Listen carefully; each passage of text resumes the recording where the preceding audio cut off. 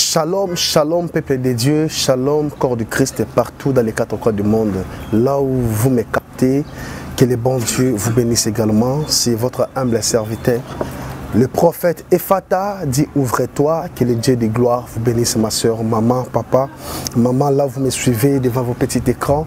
Merci Seigneur de gloire, parce que les moments favorables que Dieu nous a accordés pour partager avec vous, là où vous êtes en train de traverser des moments difficiles. Vous êtes en train de traverser des moments, pourquoi? Parce qu'il y a quelque chose que Dieu a placé dans votre vie. C'est par rapport à votre étoile. Vous regrettez pourquoi vous bénissez. Vous regrettez pourquoi vous avez jeté ma sort. Laisse-moi te dire la vérité. La grandeur de ta bénédiction entre le mains de Dieu dépend aussi de la dimension du combat aux autres traversés. Et dans la journée, ça dépend à l'heure par laquelle les le Dieu de gloire, le Dieu d'Israël, Père éternel, le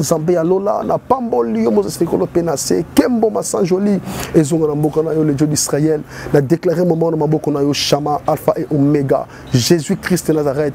Je dédie ce moment entre tes mains, que le Saint-Esprit de Dieu soit manifesté dans vos maisons, dans vos secteurs, dans vos projets, dans vos promesses, dans vos grâces, ce que Dieu a reposé sur vous, même par l'imposition des mains.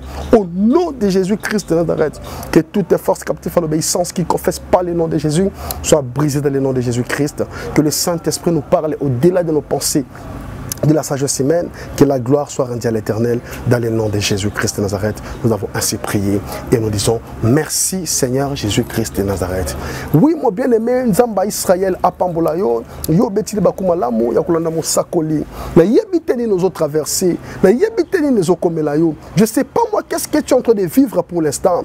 On met qui gauche droite et simbate. Ce n'est pas parce que yo oluka nzambete. Ce n'est pas parce que yo on alliance nzambete. On peut ça offrande, on peut ça dîme, on peut ça action de grâce, mais il y a des locaux on nzambe à renouveler la capacité de la vie à mutu et ça alliance on nzamba sala na mutu alliance oyo sala na nzambe yango nozo monake nzamba zo reconnaître na vie à mutu ke bisiko zali bazo menacer yo au secours okobenge pa ya nani na lingaka David azolo ba je lève mes yeux vers les montagnes d'où me viendra le secours viendra de l'Éternel qui a fait le ciel et la terre. Nengina yebisande komoko. Tozo kabola li solo moko nzambe atemo sakona motema. To kabola yango par rapport à makambo tozo traverser. Peut-être yo peut se retrouver dans makambo oyo. Oza na kati ya famille moko, ba famille otobotami, nzambe a imposé biso ba famille. Dieu a voulu que tu sois né dans cette famille là où tu es aujourd'hui. C'est pas parce que la volonté na yo moko linga ki obotama na famille ozanango. Malgré ba indifférence, malgré ba problème, malgré ma mozo koute ba indifférence dans ta famille. Peut-être obotama na maman moko, mais boza ba papa différent. Peut-être obotama na papa moko, mais boza ba maman différent. Mais tika na yebisa yo, alliance o boza nango ya makila. Yango nezo initier bino ensemble. Yango ndio sala ke boza na ndenge moko. Mais laisse-moi te dire la vérité. Makila otobotama na na famille. Et ça m'a qu'il a réclamation. Mais la journée to boutu elle dépend de la heureusement ma sœur mon frère. Kola zoyebi sangay to betali solo ya héritage. Héritage nini? Oh my God. Héritage o to zo betali solo et zabo kitani ya makambu oyo et zalo kola ba voir. Oh yo mona nzambe, il faut vivre, il faut mériter aux nango. Pourquoi? Parce que nous sommes les co-héritiers du Christ. Nous sommes censés de bénéficier à l'héritage de notre Père. Ba priva yoni na kata famille. Héritage et boma mabota. Héritage et kabola ba foyer. Héritage et kabola ba famille. Mais laisse-moi vous dire la vérité. Lorsque vous assiégez dans le verre pâtirage, entre les mains de Dieu, vous vous laissez conduire par le verre pâtirage. Vous vendez ça na bo moko, na bo boko. Il y a une parole en Zambie. Au commun même que makambo yozo mona na famille, kolo akola kisa même bateau yo, batelema. Ba nani ba priva yo héritage na yo. Ba nani ba luka ba bomba yo pour l'héritage na yo. Et ça na ba famille ba bomba pour na mapango. Quand je parle de l'héritage, na zolo bila ba bien matériel. Oh nzamba zolo ba nous sommes censés de bénéficier d'abord de ce qui est terrestre. To yana se na moy ko tika batute. To yana se na moy ko accompagner batute. To yana se na moy au vivre au mona bola mo nzambe, au témoigner grandir en nzambe. Nani a priva yo héritage na yo. Bobo kama na papa moko, mais ba maman différent. Mais le col maman n'a pas peut-être deuxième femme. Et comment pour ne pas partager ma bien, une différence c'est mon côté. Peut-être à cause de l'héritage nabino, bah moi qui la bino ba maladie, bah bon maman tu vas kota mabele. Héritage côté ba tu mabele ma soeur mon frère. Héritage côté ça ba tu mabele. Et zana ba tu makila etanga pona ko boya ba si héritage na bango. Je déclare à mon Dieu, mutu nyonso a privé héritage na yo. Tika nsamba telema à exterminer au nom de Jésus-Christ de Nazareth. Il est temps de vivre grandeur, il y a puissance en Zambie. On vivre grandeur, il y a makambo ezayo. Héritage na yo, mutako privé yo yango azate. Na mona bato baboto na bango mapango. Na mona bato baboto na bango mituka. Na mona bato baboto na bango ba villa. Mais na mona esika baboto na mutu promesse te. Machabra de babosa. Na mona esika baboto na mutu promesse te. Yango zomona attaque bato bakosangana. Bible zolo bana Deutéronome. Ils viendront à un seul chemin. Ils seront retournés au chemin dispersé. Famille et sangani kota banoko. Ba mama le ki ba sangani. Ba lobi te. Le kola papa na bino akufi. Ba zozwa héritage. Ole ba pesa bino ba. Oh my God. Ba privé bino héritage na bino. Pendant la zolo ba ah, je parle comme un prophète de Dieu. Oh ezaya yo, il faut bénéficier nango. Oh ezaya héritage ya famille na yo. Oh yon kolo atana zela ba parents na yo. Il faut vivre nango. Vous avez privé héritage dans la zati. Bible dans Deutéronome chapitre 32. Si est prête à l'oreille, écoute la parole de ma bouche. Oh mon Dieu. C'est que les colo dans ma toy et zoyo kamalobo tozo ebisantambe. Ma sœur, mon frère, bakosa yote. Peut-être lobby à cause de la réclamation héritage dans yo, famille et kabwani. Dans les gibi c'est que zomi otanga texte moko et ko permettre à biso to kota na bozindo ya prière. Ya makambo oyo tozo traverser. 1 Roi chapitre 21. 1 Roi chapitre 21. Maman Samba Pambola yo. Papa Samba Pambola bisiki zoami yo ma sœur mon frère. Yo muto traverser makambo oya héritage. Oza héritier. Oza héritière. Et côté qui na kata famille. Ti babeli sa même bato. Mais lelo. Nzamba azongi selabino ba promesse na bino. Nzamba azongi selabino ba bien na bino. Attaque bato ba luka ba boma. Il y a un Dieu qui se lèvera le dernier. Dit Job, mon rédempteur est vivant et il se lèvera le dernier. Oh Jésus. 1 Roi chapitre 21. D'abord on a verset 2e. Et Akab parla ainsi à Naboth. Cède-moi ta vigne pour que j'en fasse un jardin de potage. Car elle est tout près de ma maison. Je te donnerai à la place d'une vigne meilleure. Ou si cela te convient, je te payerai la valeur en argent. Mais Naboth répondit à Akab, oh là là, l'Éternel me garde de te donner l'héritage de mes pères. Akab rentra dans sa maison triste et irrité à cause de cette parole que lui avait dite Naboth de Jezreel. Je ne te donnerai pas l'héritage de mes pères. Et il se coucha sur son lit, détourna le visage et ne mangeait rien. Jézabel, sa femme, vint auprès de lui.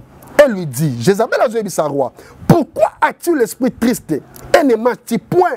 Elle lui répondit, je ne parlais à Naboth de Jezreel et je lui ai dit de céder moi ta vigne pour de l'argent ou si tu veux, je te donnerai une autre vigne à la place, mais il a dit, je ne te donnerai pas ma vigne. Na sakolo ka musakolo nzambe. Mutako botola yo espace na yo azate. Ni solo tozo beta awa, ezana mona mobali moko na kombo ya Naboth. Naboth to azala ki héritier. Ba pesa ye héritage, azala ka na plantation ya ba vigne. Oh yezalaka pene pene, yandaka mokonzi yandaka Akab. Na zuya bisa Akab nena, nde mokonzi mwasi na Jezabel.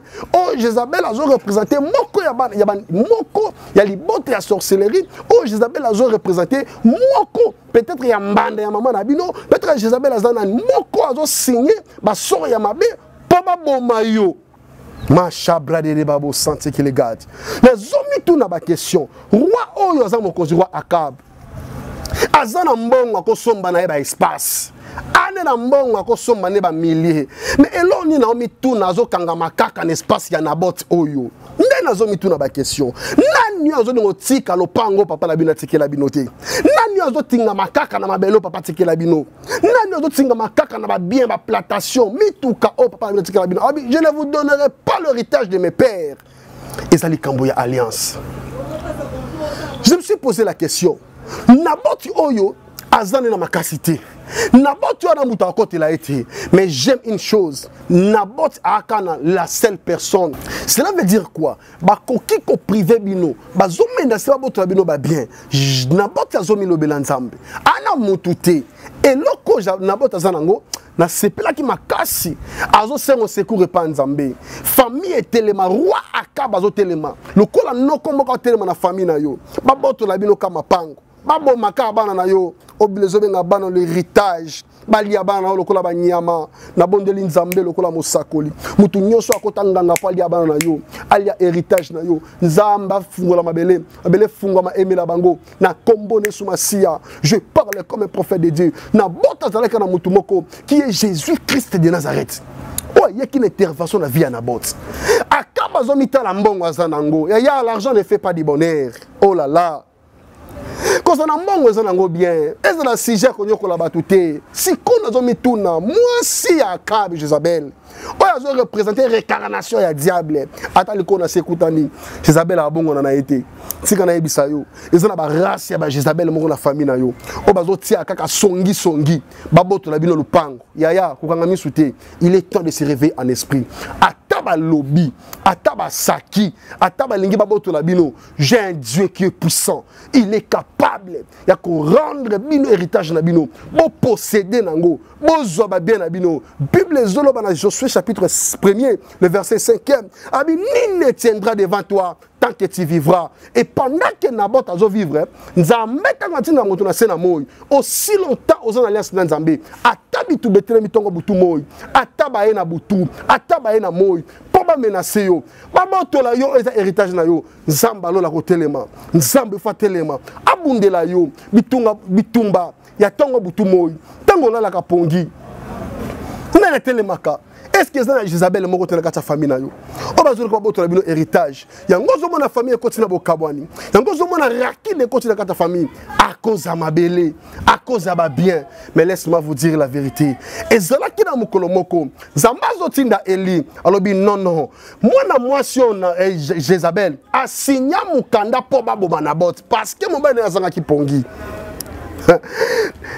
Makambu o bazo ben héritage et zozangi sabato boko pongi na kata famille na bino yango bazo luka ba signer ba beta ba so po ba signer arrêt de mort na bino jamais na déclarer na kombone suma sia.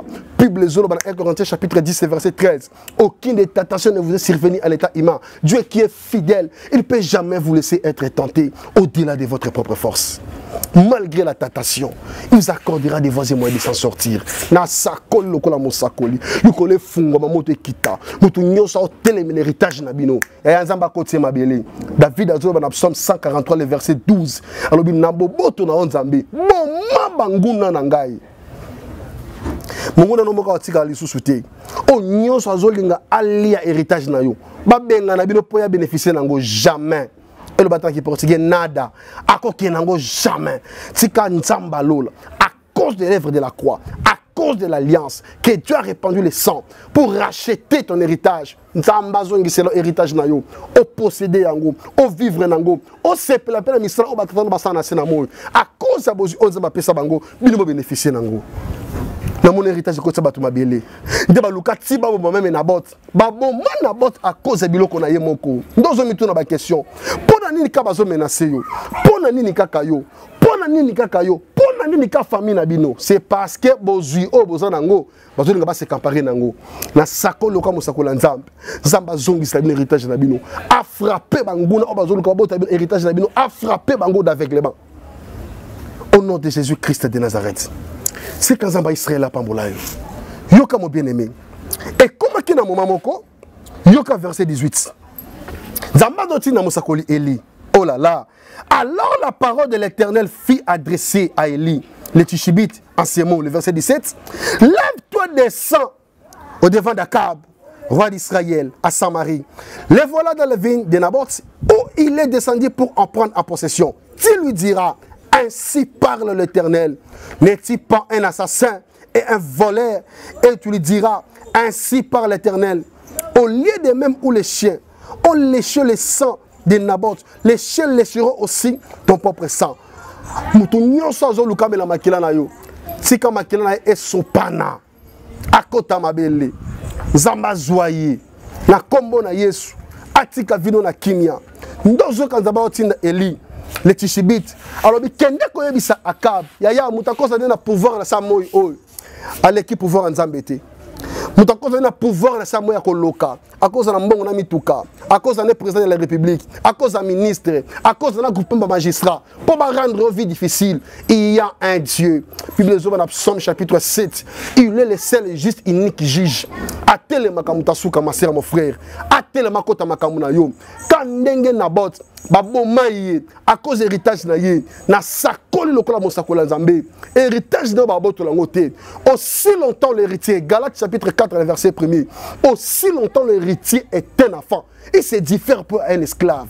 Oh maman bazo menacer bana parce que bazano bana miki en esprit bazo menacer liboto parce que bazano ba bébé spirituel mais laisse-moi vous dire la vérité les jours où pour atteindre âge à maturité spirituelle beaucoup comme ba maître ya ba bien abino si kanzambe azo musabino ba benabino batu nyoso ba menacer bino afin que beaucoup fa si kanzamba boma bango ya yande kamuto yokela mawate malade bazo bwakela bino à cause héritage na bino bazo kabo la famille à cause héritage bazo nga baboto bino kama belé ah ya azanga mawa Jezabel azanga mawa tanti wana na famille azanga mawa noko wana na famille azanga mawa bazo linga se campagne héritage na bino bisika papa na bino bimisa mbongo asoma mabele azalaka te muto ki na yekuta zalate bino zoloba c'est que l'homme aura semé le moissonnera tu ne mangeras pas la sueur de propre front oko lien na muto ki amudi ya mbunzu na yo metala ba ndokyo yo ya libota bazolo ka babota bino héritage na bino tika nzamba tobola bango biso bakoma ba aveugle au nom de Jésus-Christ de Nazareth na sakolo lokola mosakola nzambe nani akotelema lisusu pour amenacer bino Bible zo na Psaume chapitre 143 le verset 12e wana nzamba zo yebisa David azobisa nzambe na bolingo na yo na boboto na yo boma banguna na ngai tika nzambe a exterminer banguna nyonso bazo na boboto na bino héritage na bino bato musu bakenda na prison à cause héritage bato musu bakenda bakabona na famille à cause héritage. Laisse que le Saint-Esprit de Dieu, les dieux des esprits des prophètes, qui ramène l'esprit des pères au fils, qui relie l'esprit des fils au père, à restaurer libota na bino a restaurer banana yo ba vivre héritage na bango nazo mituna ba question ba bomma mama na bino kufa kenda bozi batende na côté na bino na sena moy o ba bomma papa na bino kenda boko tanga lisu ndenge nini boko avancer lisu ndenge nini je me suis posé la question quel genre de cas de mauvaise foi de que azanango na komba Jézabel akabola yo ka libota à cause ya bozuna yo moko oh Jésus. Maman tellement la prière. Yango na do senga na yo. On rejoindre biso na temps ya prière. On to sanango. Ya ko bondela pour la récupérer l'héritage na bino spirituellement et physiquement. Rejoindre biso na PCD 143 82 21 78 177 plus 243 82 21 78 177 benga le prophète Fata to yamba to bondela nzambe. To na 3 jours ya prière. Muto akotaka bonganga pa bota bino héritage na bino. Et comme il tanzamba bomayi, et comme il tanzamba éliminé, et comme il tanzamba alongolé na sena moy o. Oya ko meko tia musapi na vie na yo. C'est quand nzamba kata musapi wana. Au nom puissant de Jésus-Christ de Nazareth. Oya kana sena moya kotika batute. Oya na sa moyo yaya. Bazo menacer bino à cause abozuna bino moko. Mabele o papa somba, mabele o mama sombela bino. Et comment siger ya kindoki pour balia libota o jamais liboto ba simbangoti. Na déclarer na kombone sumasi.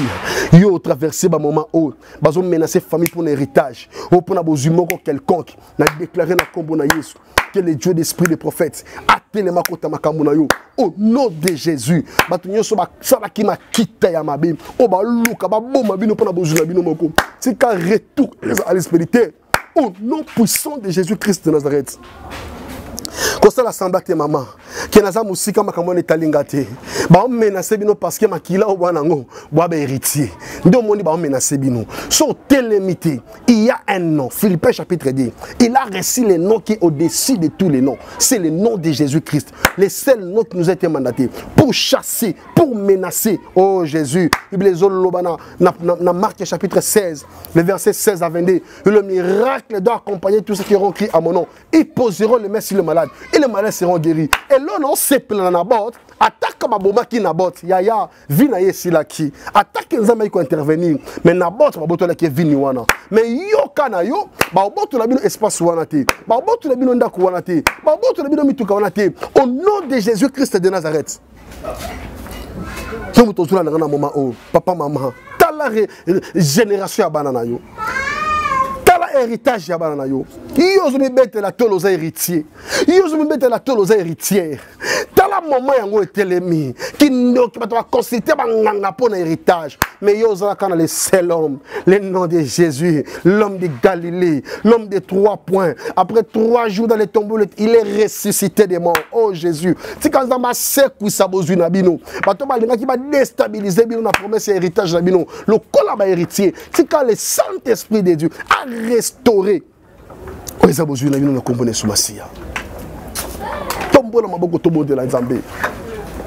Les dieux des esprits des prophètes. Na zobon de la pona liboto Zambi.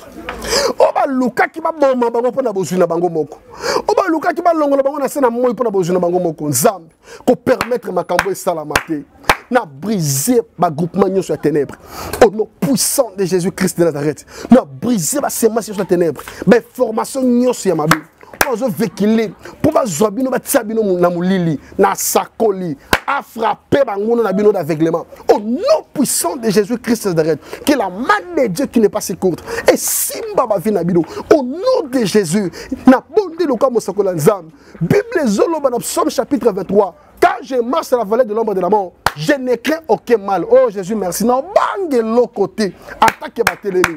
Bah, simba ma belle na oté. Bah, simba ma botte na binoté. Bah, simba ma promesse na binoté. Héritage na yo le kola ngolu kola pesi. Oh Jésus, merci. Moutambo to na ngoté. Na kombo na Yesu. J'invoque le feu de Dieu. Quand nenge na botte, bah lia kiye. Si quand nzamba lola, azua bango na bino. Bah lia bango. Alléluia. Makila bango sopara. Na kombo na Yesu Masia. Père de gloire, que la protection divine vous comble, que la main de Dieu vous comble. Dans le nom puissant de Jésus-Christ de Nazareth, il est temps, ma soeur, mon frère. Oh, bungi sake zonga. Héritage, ma boto la ta 10 ans passé. Na yoki koloko zongi sa héritage à bato. Na kombo na Yesu Masia. Oh, ma priva qui bide le kola bien. Oh, ma priva qui bide le. Oh, Jésus. Le kola ba bien. C'est quand zamba zongi sa bino. Dans le nom puissant de Jésus-Christ de Nazareth. Que le Saint-Esprit de Dieu vous garde. Que la main de Dieu vous accompagne. De près ou de loin. Na tongo na bututo na moi. Nzamba bomba libota na yo. Na kombo ne sumasia. Ndeto bonde liboy. Et tu lobi. Merci Seigneur Jésus-Christ de Nazareth. Si quand Zamba lola apambolo ma sœur mon frère. Dieu beta ki bakuma la mo le prophète Fata. Si quand Zamba Israël apambola yo. Je bénis également bande ko nyonso au moment tango zo mona numéro na ngeza affiché sous la barre d'écran. Zwata ko benga mosakoli. Ozomi bela peta na benga prophète boye. Te il faut héritage na biso ezonga. Mama na ondi misama na kombo na Yesu. O héritage na bino ezozonga. Bato ba se campara na ba na bino. Ba changer ba buka lopango. Po bino bo san lemboté. C'est quand Zamba zongi na bino au nom de Jésus-Christ. Il est temps ma sœur mon frère, bon rejoindre biso na prière à 3 jours.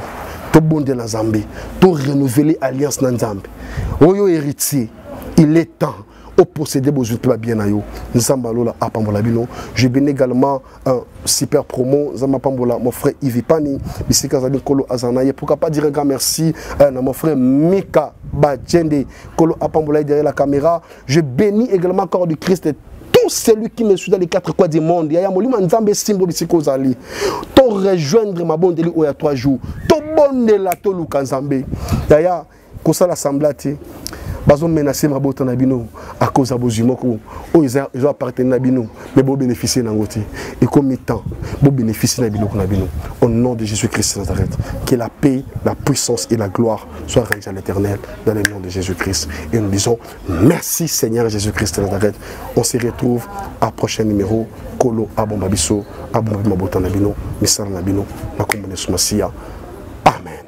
De santé nationale puissante chez Dr Cathy Munga. Comme mon sœur Cathy Munga, nazali naturothérapeute, nazali kosunga bandeko bazali na bokono ndenge na ndenge au moyen de plantes naturelles. Bandeko bazana ba problème ya ba hémorroïdes interne tout comme externe, infection urinaire, prostate, azoospermique, obota ezali te, rhumatisme. nerf sciatique, gouttes, règles douloureuses, glaucome, vision floue, motupa si intense, sinusite. Awa naza na kati ya laboratoire. Awa nde bisika na séchaka ba plante, ba nzete, ba makasa ya ndenge na ndenge, depo na nga yango yo esika na salaka ba formule na ba solution na nga. Merci na équipe mobimba ya Maison chez Kati, en particulier Joyce Bolala. Eye bino batu oyo buzana posa botinda biloko na bino ekoma na Kisasa na ndenge kaka botieli bo hésiter te. Agence eza kaka moko Zibe service ya José Baïla. Agence Zibe service ya José Baïla. Yewane azalaka mundele te, azalaka mutu mwindu. Na moment ya confinement Zibe service a memeli biso biloko na biso. Na mbula moko conteneur ekoki kuya 6 fois, 7 fois, 60 fois. Agence na Europe mobimba etikala kaka moko. Zibe service eza na reine. Ba numero kubenga yango wana kubenga. Zibe service eza kusala musele. Awa na Kisasa eza bongo place ya kubunga te na Sainte Thérèse na sima ya station. Mbala moko za mubimba afasi na yango la police. Zibe service eza wana. Bana biso toza kaka na Kisasa te. Toza na Angola, toza na Brazza, toza na Mbanzango, toza na Matadi, toza na Boma, toza tinaka lesti. Bango na moment ya confinement na bango na bazansi na bango balali biloko yete ekomi na kezo ya ngai.